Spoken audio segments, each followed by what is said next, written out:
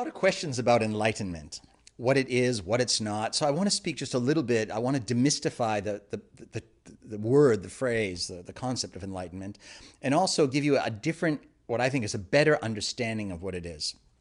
Now, enlightenment is synonymous with liberation, with God realization, sort of. There are layers to enlightenment. There are many tiers of enlightened consciousness as there are of unenlightened consciousness. This is a principle that I've never heard other people speaking about, other masters. So this is one of those topics that's a little unique to my ministry.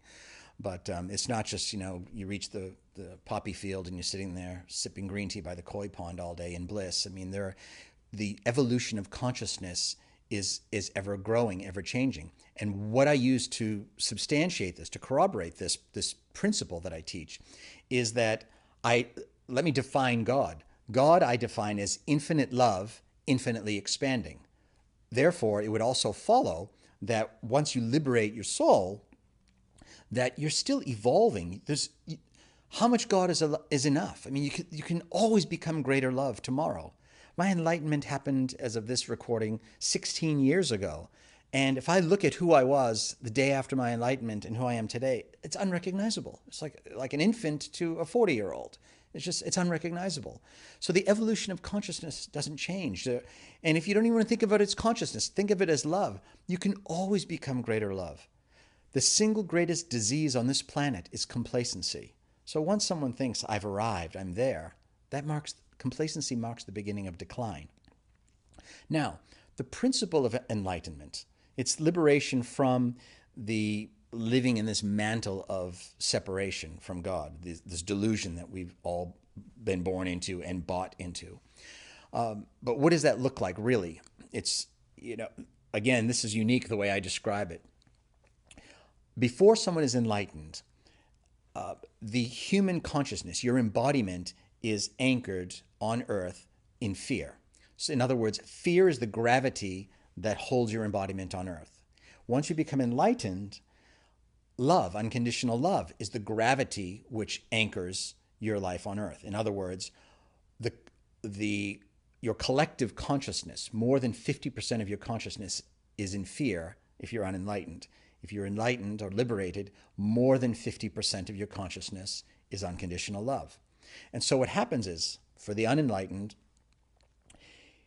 if you're living mostly in fear, you can still, and do, have experiences of tremendous joy, tremendous love, even full God-merged moments. Many spiritual seekers and pilgrims and chelas will have these experiences when they say, I was in the oneness, I was inside of everything, universal mind. But eventually, because more than 50% of your consciousness is still fear-based, that gravity will pull you out of the experience, which is normally followed by anger, depression, hopelessness, despair, and this deep aching and yearning to want it back. Conversely, for an enlightened being, there are plenty of enlightened beings, many of them will still have experiences, moments of anger, of sadness, even fear. And because more than 50% of their consciousness is now unconditional love, even if they do nothing, that gravity will pull them out of that experience and back into that mantle of unconditional love, that bliss consciousness. It's the way it works, because that's now the gravity. Unconditional love is the gravity that's holding their embodiment on earth.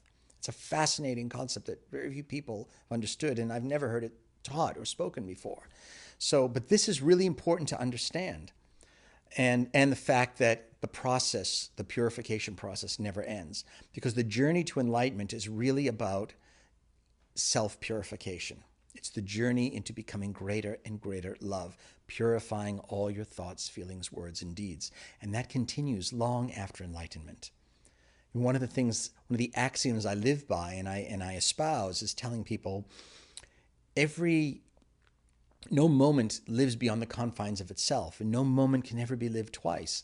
And the way to live with passion and fervor and vigor and aliveness is to fill every moment and every experience with the most love you can be. And the way to live a very alive life is to recreate yourself as love in every given moment. When you see a friend, when you see a loved one, a partner, the next time you see that person, you keep you keep finding and insisting on finding new ways to fall in love with that person over and over again, even your enemies, which you shouldn't have any even in the first place. But you know what I mean.